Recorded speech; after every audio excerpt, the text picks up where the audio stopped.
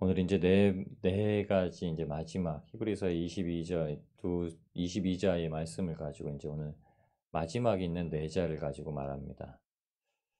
마지막에 있는 히브리어의 마지막 자음이 이제 타우라는 말인데요. 표식이라는 말이기도 하고, 뭐 사인이 그러니까 인이라는 말이기도 하고, 십자가라는 뜻이기도 합니다. 참 하나님께서 그 예수님의 십자가를 얼마나 창세전부터 예비해 놓으시고 준비해 놓으셨는지 그 낱말에서조차 찾을 수가 있습니다. 근데 그걸 누구를 위해서 준비해 놓으셨는가 그걸 생각하면 참 그 은혜가 한이 없기 그지없습니다. 왜냐하면 그 은혜가 바로 저와 여러분을 향해 있기 때문입니다. 그 모든 천지 만물을 지으신 그 한 낱말조차도 하나님께서 예수님의 십자가로 다 고스란히 새겨 놓으셨단 말씀이죠. 오늘 이 선지자가 하나님 앞에 탄식하면서 부르짖을 때에도 그냥 응답 없는 공허한 메아리를 드리는 게 아니라요. 간절히 부르짖었을 때 어떻게 우리에게 말씀하셨는지 그것을 보았기 때문에 들었기 때문에 하나님 앞에 다시금 소망에 대해서 그리고 대적에게 원수 갚아주심을 간구할 수 있었는지 보게 됩니다. 55절 말씀이 이렇게 시작합니다. 여호와여 내가 심히 깊은 구덩이에서 주의 이름을 불렀나이다. 주께서 이미 나의 음성을 들으셨사오니 기도할 때 이러죠. 간구한 것마다 기도한 것마다 이미 응답 받은 줄 알고 기도해라. 이게 예수님께서 하신 말씀인데요. 예레미야 선지자가 이렇게 기도를 합니다. 주님, 제가 아주 깊은 저 구덩이에서 아주 깊은 수월에서 지금 하나님 앞에 간절히 기도드리고 주의 이름을 부를 때 주님께서 이미 들으신 줄 압니다. 주님의 응답을 들은 게 아니라 주님께서 반드시 듣고 계신 줄 압니다. 이제 내가 탄식과 부르짖음에 주의 귀를 가리지 마옵소서. 내가 주께 아랫날에 주께서 내게 가까이하여 이르시되 두려워하지 말라 하셨나이다.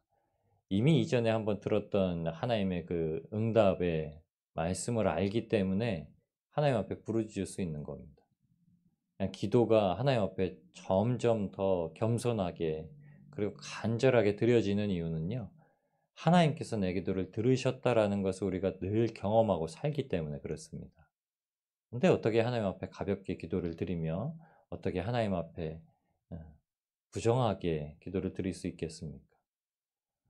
요나서에 보면은 요나가 요나서 1장에는 주님께서 가라 하는데 가고 싶은 대로 갑니다. 다시스로 가요. 넌 니느웨를 가라 하는데 다시스로 가요. 도망하려고 간 겁니다.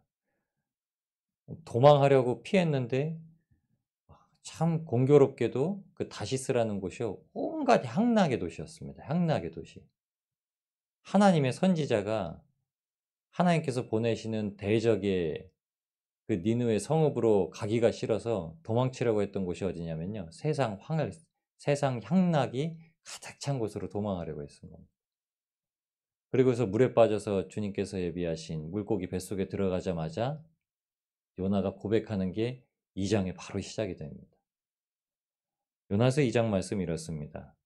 가로되 내가 받는 고난을 인하여 여호와께 불러 아뢰었사옵다오니 주께서 나에게 대답하셨고 내가 스올의 뱃속에서 부르짖었사더니 주께서 나의 음성을 들으셨나이다. 아멘.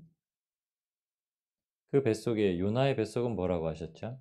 예수님께서 죽고 부활하실 것에 대한 표적은요. 요나의 물고기밖에 표적이 없다라고 하셨어요.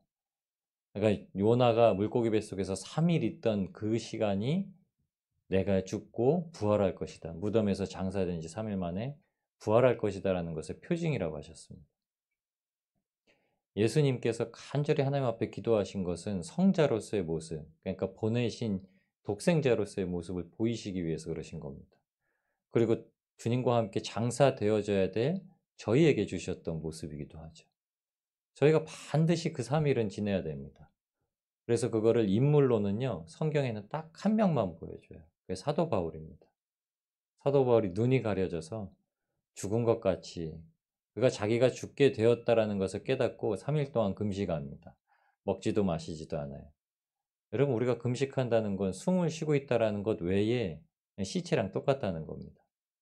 먹고 마시고 스스로 할 수 있는 것이 없다는 거예요. 생전 처음 겪는 겁니다.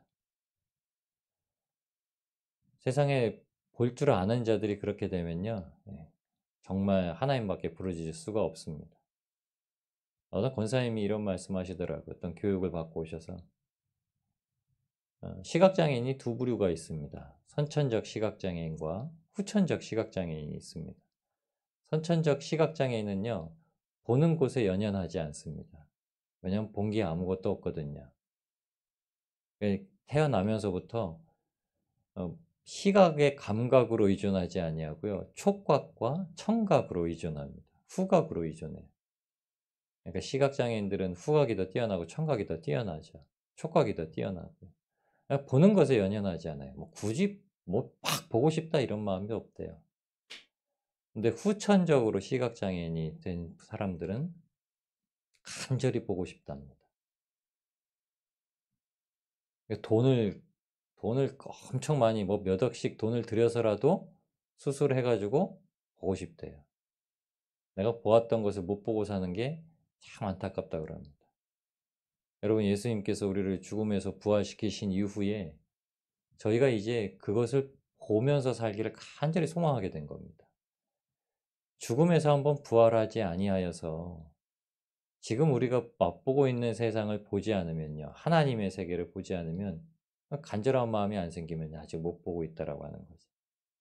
한번 보고서 눈이 가려지는데 한번 주님의 은혜를 맛보고 나서 그 은혜가 내게서 멀어지는 걸 내가 보고 있는데 그걸 안 잡겠습니까? 이 선지자가 그렇게 얘기하는 겁니다. 애통하게 얘기하는 그 한 가지는 먼저는 하나님께서 내게 응답하셨듯이 하나님께서 내게 은혜 주셨듯이 내가 하나님 앞에 간절히 자꾸 부르짖을 때 또한 응답하실 것이고 또한 하나님께서 내게 그 은혜를 허락하실 것이다. 이렇게 말씀하시는 겁니다.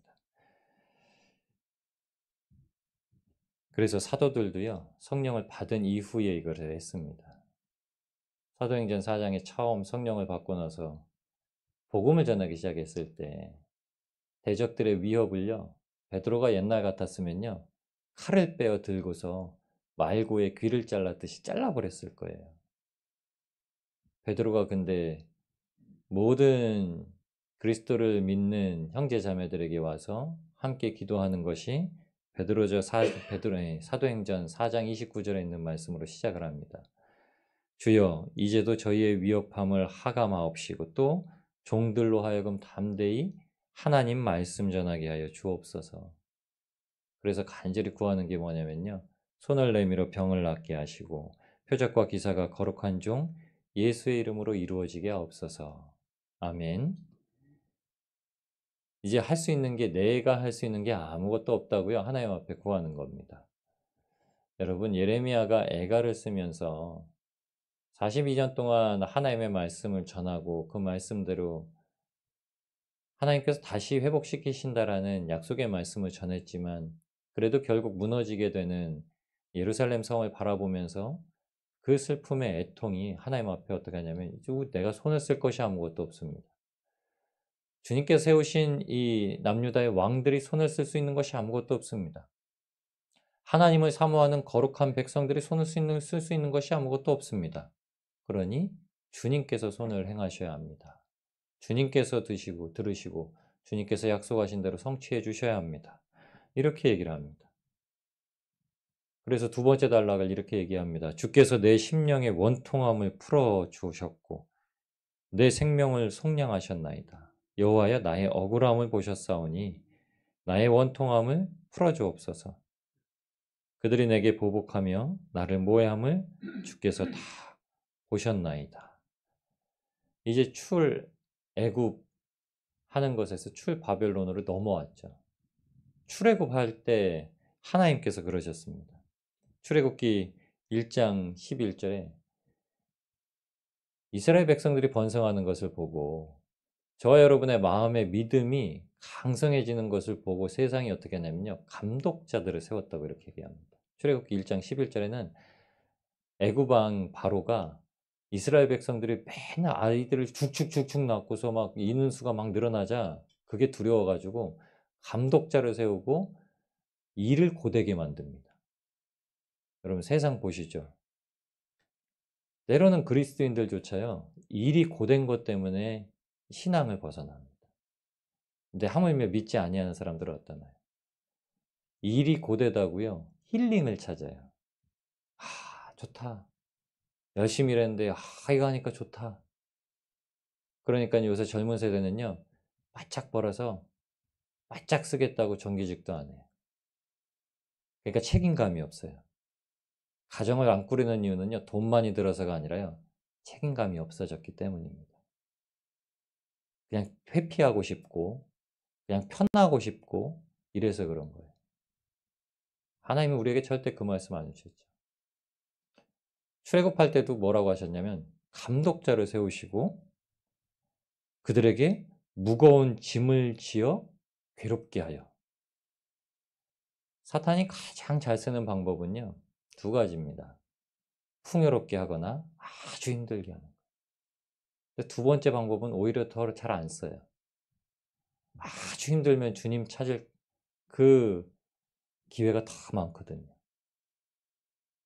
그냥 그리스도인들은 아주 힘들면 더 은혜라는 사실을 성경에서 보았음에도 불구하고 안 믿어요. 그러니까 고난이 유익이라. 성경 말씀이 안 믿어지는 거죠. 출애굽을 할 때는요. 하나님을 간절히 찾은 게 아니라요. 감독자를 세워서 인생의 고달픔으로 말미암아 그것 때문에 부르짖었는데 하나님이 그거를 들으셨다라고 3 장에 모세를 부르실 때 얘기를 하십니다. 내가 그들의 부르짖음을 들었고 이렇게 얘기하십니다. 그래서 모세를 세우세요. 그러니까 출애굽할 때는 백성들이 하나님을 자세히 알지 못하고 부르짖은 겁니다. 그런데 출바벨론 할 때는요. 70년이 기한이 차기까지 주님만을 부르라고 하는 겁니다. 주님만을 또 찾고 주님만을 부르고 주님께서 나를 속량하시고 주님께서 내 죄를 사하시고 주님께서 내게 생명을 주십니다. 이 땅에서 오직 사망 가운데 있는 이 모든 세상의 것들 가운데 오직 예수 그리스도께서만이 내게 생명을 주십니다. 이것이 우리가 붙잡아야 될 소망이라고 오늘 여기서 말씀하시는 겁니다. 그래서 신명기 11장 18절 19절 신명기 6장에도 같이 주신 말씀인데 무엇을 주시냐면 이러므로 너희는 나의 이 말을 너희 마음과 뜻에 두고 그것으로 너희 손목에 매어 기호를 삼고 너희 미간에 붙여 표를 삼으며 그것을 너희 자녀에게 가르치며 집에 앉았을 때든지 길에 행할 때든지 누웠을 때든지 일어날 때든지 이 말씀을 강론하고 또 내 집 문설주 바깥문에 기록하라. 그리하면 여호와께서 너희 열조에게 주리라고 맹세하신 땅에서 너희의 날과 너희 자녀의 날이 많아서 하늘이 땅을 덮는 날에 장구함 같으리라. 아멘. 이 말씀을 주시죠. 근데 원수들은 뭐라고 하죠? 61절, 62절에 비방하며 모해하는 자들은요. 일어서나 앉으나 다 모해하는 것들 뿐이라고 해요. 63절에도 얘기합니다. 62절에는 일어나 나는 치른 자들의 입술에서 나오는 것들과 63절에는 그들이 앉으나 서나 나를 조롱하여 노래하는 것을 주목하여 보옵소서. 세상은 앉으나 서나 세상 사람들을 비방하고 자기의 유익될 것을 찾지만요. 하나님께 구원받은 자들은요. 앉으나 서나 누우나 깨나 주님의 말씀만을 붙들고 사는 것. 주님의 말씀만을 붙들고 사는 것. 하나님의 말씀이 없으면 떨어지는 것. 그거 기억하고 우리가 마음속에 늘 새기셔야 됩니다. 늘 달달달달 뭐 말씀만 붙들고 말씀만 외우라는 얘기가 아니라요. 어느 순간에더라도 그 말씀이 아니면 우리가 세상을 살아가는데 천국 잃어버리고 산다는 겁니다. 그냥 세상처럼 살아가는 거. 세상 사람들이 하는 거에 동요돼서 그것들과 같이 빠져들고 살아가는 겁니다. 그러니까 결국에는 주님은 우리를 구별하셔서 빼놓으신 겁니다. 구별하셔서 하나님의 나라로 이렇게 빼놓으셨는데 다시금 세상으로 돌아가려고 하는 게 우리 마음이라는 거죠. 그래서 이런 환난을 허락하신 겁니다. 그래서 애통함을 두고 하나님 앞에 기도하게 하시는 거예요. 근데 그 기도를 하나님은 반드시 들으신다는 겁니다. 원통하고 심령이 가난하고 애통한 자들의 반드시 기도를 들으시고 응답하시고 하나님의 자녀를 삼으시고 아들을 만드시며 천국을 주신다고 약속하신 겁니다. 그러니까 하나님께서 들으신다라는 것을 아니까 이 땅 가운데서 원수 갚는 것이 아니라 반드시 하나님의 심판 때가 이루어진다라는 걸 고백하는 겁니다. 예레미야도 그렇고 다윗도 그렇고 모든 사도들도 그렇고 모든 신자들과 모든 그리스도인들이 다 그런 겁니다. 마지막 절 세 절 말씀이죠. 여호와여 주께서 그들의 손이 행한 대로 그들에게 보응하사 그들에게 거만한 마음을 주시고 그들에게 저주를 내리소서. 주께서 진노로 그들을 뒤쫓으사 여호와 하늘 아래에서 멸하소서. 로마서 1장 28절에는요. 하나님께서 무엇이라고 하셨냐면 세상을 그냥 상실한 마음에 두셨다. 저희가 마음에 하나님 두기를 싫어하며 요한복음 3장엔요. 예수 그리스도를 영접하지 않으면 이미 심판받은 것이요. 하나님을 버렸다는 거죠. 그 마음에 하나님 두기를 싫어하며 하나님께서 저희를 그 상실한 마음대로 내버려 두셨사오니. 느부갓네살 왕이 바벨론에서 느부갓네살 왕이 다니엘이 총리가 되고 나서 하나님을 모든 영광을 올려드립니다. 그래서 꿈을 꿨는데 요상한 꿈을 두 번째 꿔요. 다니엘이 해석을 해줍니다. 왕이여, 왕이 교만하여져서 짐승과 같이 되어서 3회 새 이제 해를 보내게 될 겁니다. 그 말을 마음에 담아두고 있다가요. 정확히 하나님께서 예견하신 시간표대로 왕궁 위를 거닐다가 교만하여져서 이 땅의 모든 것이 내 것이 아니냐 하는 순간 정신줄 놓아버리고 짐승과 같이 살아갑니다. 그러다가 하나님이 그냥 아무 이유 없이 은혜를 베풀어 주셔서 제정신 되게 만드세요. 그리고 나서 하나님의 영광을 다시 한번 송축하게 하십니다. 여러분 세상 사람들 상실된 마음으로 버려져 있던 것 저희도 그렇습니다. 사람 편으로 저희가 구원받은 것이 아니라고 말씀드렸죠. 우리가 전도의 입술은 분명히 지니고 있어야 하지만 그거 하나님 다 하신 거죠. 우리가 참 고마운 신앙의 은인들이 있지만 그 부분들보다 더 감사해야 될 것은 하나님이신 거죠. 오직 하나님께서만 영광 받으시니 오직 하나님께서만요 우리 상실된 마음을 다시 돌이키시고 우리가 주님 앞에 설 수 있도록 은혜를 베풀어 주십니다. 그래서 로마서 1장에 이렇게 아주 무섭게 1장을 얘기하고 2장에요. 그래서 우리 행실을 참 조심하자 이렇게 넘어갑니다.